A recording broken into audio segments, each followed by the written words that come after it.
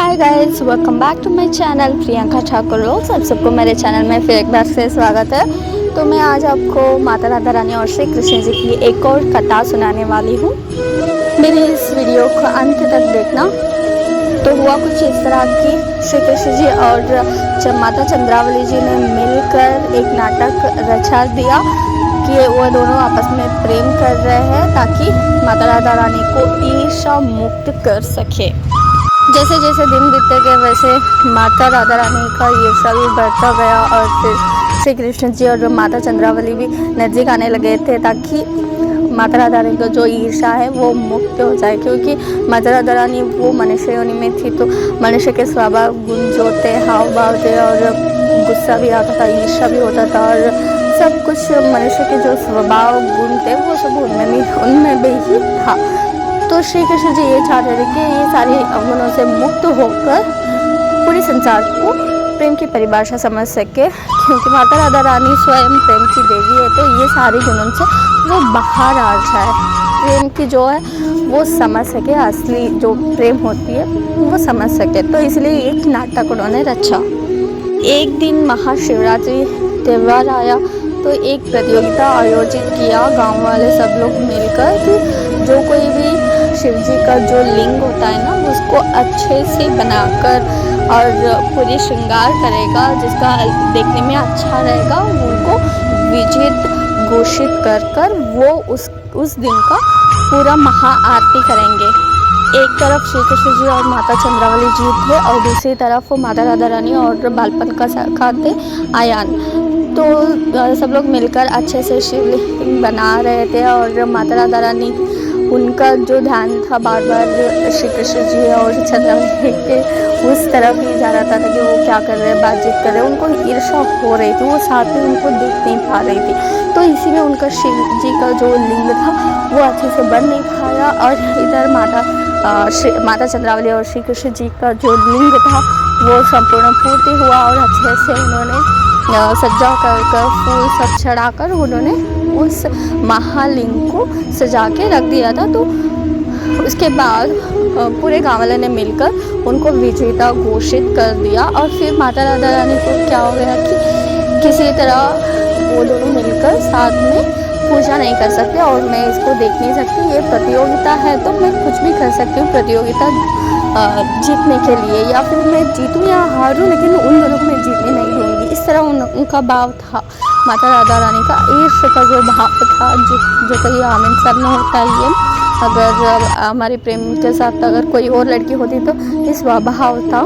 फिर श्री कृष्ण जी ये चाहते थे कि यही अवगुण से माता राधा रानी बाहर आए, ईर्ष्या मुक्त हो जाए।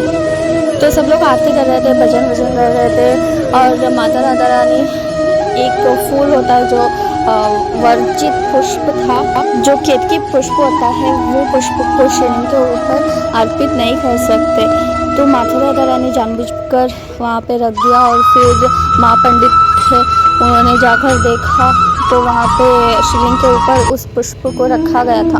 तो उन्होंने सोचा कि ये पुष्प तो वर्जित है, यहाँ पे क्यों आया। तो ये शिवलिंग है श्री कृष्ण जी और माता चंद्रावली जी ने बनाया था, तो आखिर उन्होंने ही रखा होगा तो इसका जो दंड है उनको भुगतना होगा, क्योंकि ये वर्जित है, ये पाप है करके।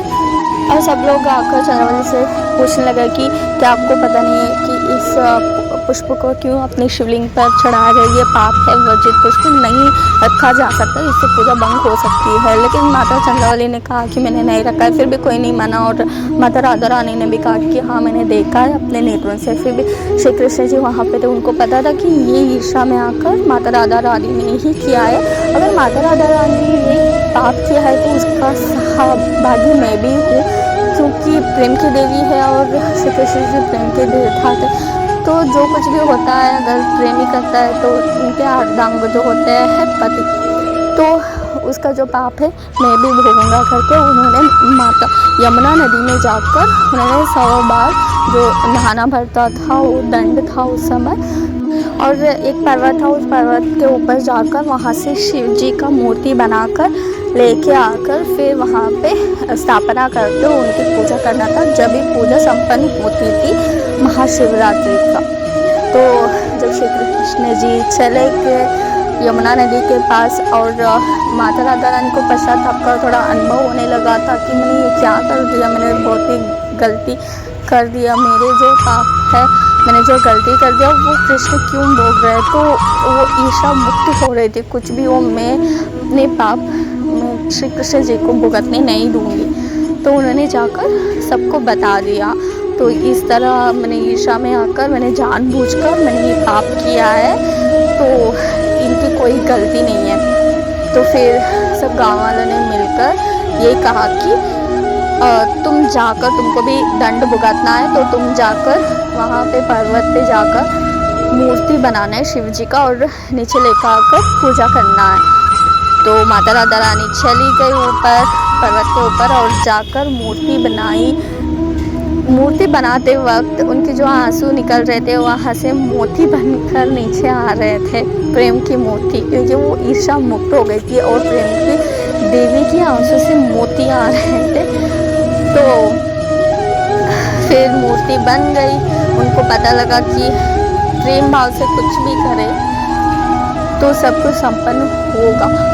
अगर बलपूर्व से हम प्रेम को पाना चाहे तो उतना ही रिश्ता जो है वो बिखरता जाता है। तो माता राधा रानी को ये पता चला और फिर ईर्षा मुक्त हो गई माता राधा रानी और श्री कृष्ण जी और माता राधा रानी मिलकर शिवलिंग स्थापित कर उस दिन का महाशिवरात्रि का जो महापूजा होता है उन दोनों ने मिलकर संपन्न किया।